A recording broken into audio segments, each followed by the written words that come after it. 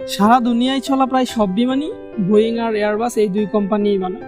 এই দুটি ছাড়া দুনিয়ায় আর কোনো কোম্পানি নেই যারা প্যাসেঞ্জার প্লেন ম্যানুফ্যাকচার করে। তো বন্ধুরা, প্রশ্ন হলো এই যে বোয়িং আর এয়ারবাস ছাড়া আর কোনো কোম্পানি কেন এয়ারক্রাফট বানাতে পারে না? আর তার চেয়ে বড় প্রশ্ন হলো এটা যে ভবিষ্যতে আমাদের বাংলাদেশ বা বাংলাদেশি কোনো কোম্পানি কি এয়ারক্রাফট ম্যানুফ্যাকচারিং ইন্ডাস্ট্রিতে পা বাড়াতে পারবে? এইসব প্রশ্নের উত্তর আমরা আজ এই ভিডিওতে জানবো। তো স্বাগতম আপনাকে তথ্যকোষের আরো একটা নতুন এপিসোড। 80 দশক থেকে আমাদের পাশের দেশ ইন্ডিয়া ছোট ছোট এয়ারক্রাফট বানাচ্ছে এবং সেখানে তাদের আরো অনেক কোম্পানি আছে যারা হেলিকপ্টার এবং মিলিটারি প্লেন বানায়। এখন প্রশ্ন উঠে এটা যে 4 দশক ধরে ছোট প্লেন বানানো এই কোম্পানিগুলো আজ পর্যন্ত কেন কোনো প্যাসেঞ্জার প্লেন ম্যানুফ্যাকচার করতে পারে না? এর আসল কারণ হলো এভিয়েশন মার্কেট, যার 99.1% বোয়িং আর এয়ারবাস এই দুই কোম্পানি দখল করে রেখেছে। এদের জন্যই দ্বিতীয় কোনো কোম্পানি এভিয়েশন মার্কেটে আসতে পারছে না। আর এই দুই কোম্পানি সবসময়ই খেয়াল রাখে যাতে আর কোনো কোম্পানি এই ইন্ডাস্ট্রিতে এন্ট্রি করতে না পারে, যাতে শুধু এই দুই কোম্পানি এভিয়েশন মার্কেটে রাজত্ব করতে পারে। এখন প্রশ্ন উঠে এই যে এই দুই কোম্পানি এভিয়েশন মার্কেটে এত বড় শেয়ার কিভাবে দখল করলো, আর কেউ কেন এই শেয়ার ছিনিয়ে নিতে পারছে না? এই প্রশ্নের উত্তর জানার জন্য আমাদেরকে পিছিয়ে ফিরে যেতে হবে। History of Boeing and Airbus.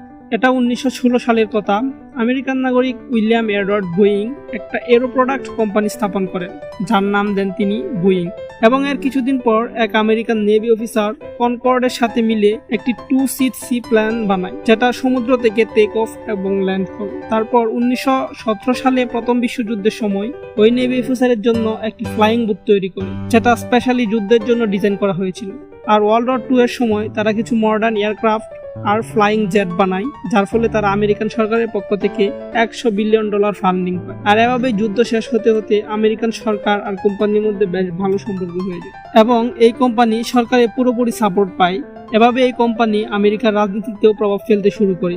সে সময় ইউরোপের কিছু দেশ ও এভিয়েশন ইন্ডাস্ট্রি ডেভেলপ করতে শুরু করে আর যুদ্ধের জন্য এয়ারক্রাফট বানানো শুরু করে। কিন্তু ইউরোপিয়ান কোম্পানির বানানো এয়ারক্রাফটগুলো বোয়িং এর মতো এত বড় হতো না। আর বোয়িং আমেরিকান সরকার এর পুরো সাপোর্ট পাওয়ার ফলে অন্য কোনো কোম্পানি বোয়িং এর সাথে পাল্লা দেওয়া সম্ভব ছিল না। এজন্য ইউরোপিয়ান কোম্পানিগুলো নিজ নিজ সরকারের কাছে সাহায্যের জন্য আবেদন করে, যাতে আমেরিকার সাথে তারা পাল্লা দিয়ে এয়ারক্রাফট তৈরি করতে পারে।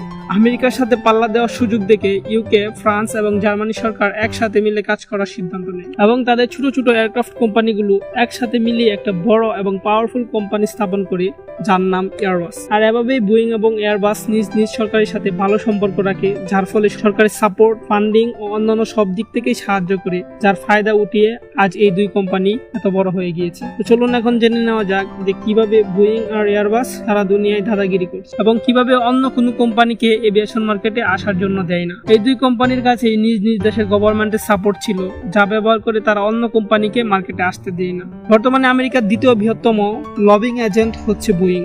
এর মানে হচ্ছে এই যে সে টাকা দিয়ে সব রুলস এবং রেগুলেশন এবং পার্লামেন্টারি ডিসিশনস পরিবর্তন করার ক্ষমতা রাখে এবং এই পাওয়ারের জন্য প্রতি বছর সরকারকে $250 মিলিয়নের ফান্ডিং দিতে হয়। এছাড়াও এই দুই কোম্পানির কাছে এভিয়েশনের গাইডলাইন এবং প্লেনের কোয়ালিটি চেক করার অর্গানাইজেশন FAA অর্থাৎ ফেডারেল এভিয়েশন অ্যাডমিনিস্ট্রেশন এবং EASA অর্থাৎ ইউরোপিয়ান এভিয়েশন সেফটি এজেন্সি এর ইনডাইরেক্টলি সাপোর্ট আছে। মানে তারা চাইলে এগুলো রুলস এবং রেগুলেশন পরিবর্তন করতে পারে। ব্যাপারটা অনেকটা শিয়ালের কাছে মুরগি বর্গা দেওয়ার মতো। সোজা কথায়, যদি এভিয়েশন মার্কেটে কোনো কোম্পানি আসতে চায় তাহলে বোয়িং অথবা এয়ারবাসের কাছ থেকেই সার্টিফিকেট নিতে হবে। তাই নতুন কোনো কোম্পানি এভিয়েশন মার্কেটে আসার সময় চাইলেই বোয়িং এবং এয়ারবাস তাদেরকে রিজেক্ট করে দিতে পারে, যার ফলে নতুন কোনো কোম্পানি মার্কেটে আসতে পারে না। Why Bangladesh Kant make airplane.